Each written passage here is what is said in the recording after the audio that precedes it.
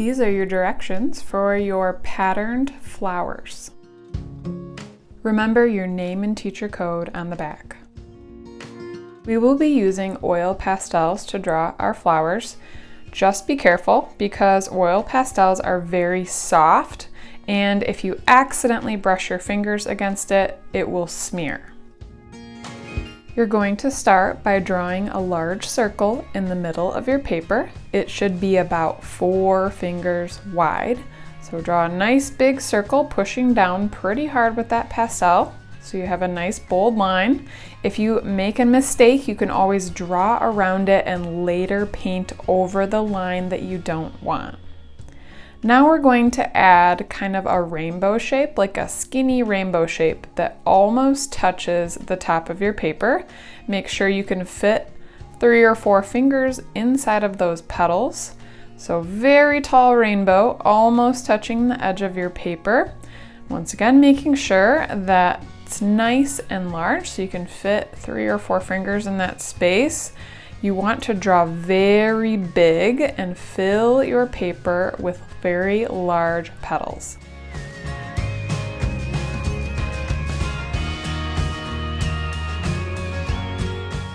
When your big flower drawing is complete, you're ready to use paint. You have lots of choices of color.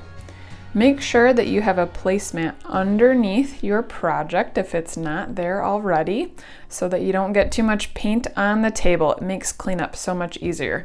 You'll also need a sponge to blot your brush and some water and a paintbrush nearby. Gently dip into your paint, and when you start adding paint, you're going to make sure that you're going slow and you're picking up your brush every time that you add a new brush stroke. You do not want to go back and forth with your brush because it is not a crayon.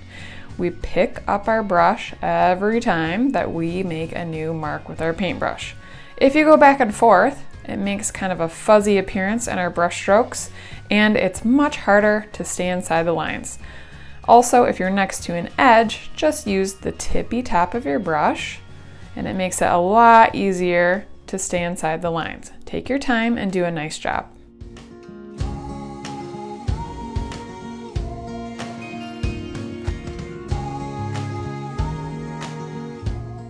When you're ready to switch colors, you want to give your brush a good swoosh in your water. Make sure it's very, very clean. If you need to, you can kind of scrape it on the edge of your cup and then blot it on your dry sponge to get off any extra paint or water. The metal part and brush should be clean.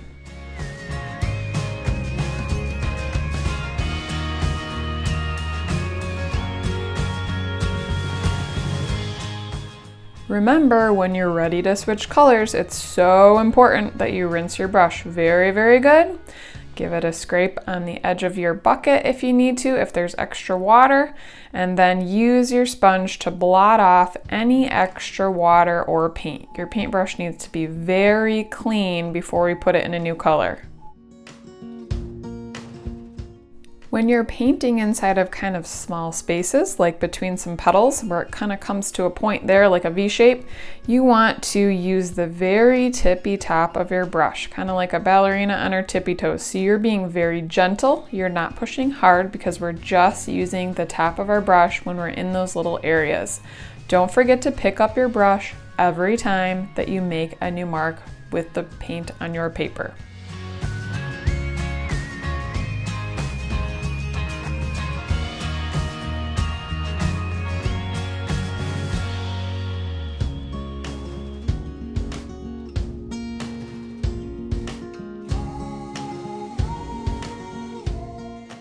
At cleanup time, use a piece of cardboard underneath your project and walk it to the drying rack. Don't worry if you don't get your painting done on the first day.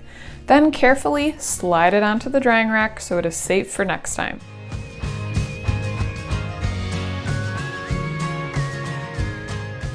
When your flower is all colored in and nice and dry, you're going to add oil pastel patterns inside of your petals and around your flower. You want to choose colors that are different from the colors painted on your paper. So on top of the orange, I could use kind of a blue color and not a same blue color on top of another blue color because you won't be able to see it very well. So choose a color that is very different to create what is called contrast. It's when things are very different.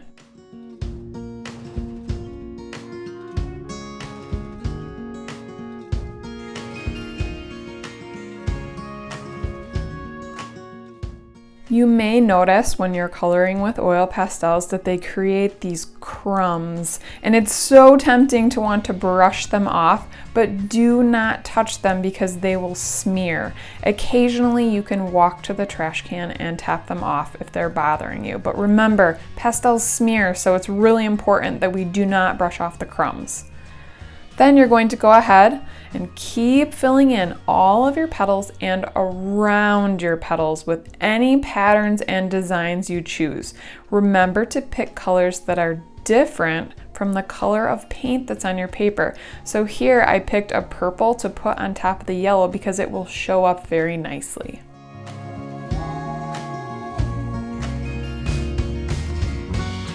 So go ahead and fill up your flower and around your flower with tons of cool patterns.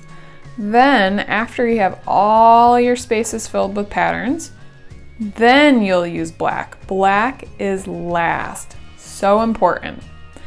You'll use your black to retrace all your original flower lines. Right now I'm starting with the middle circle line, and then I will go around all of my petals very carefully, making those lines reappear and make them much bolder.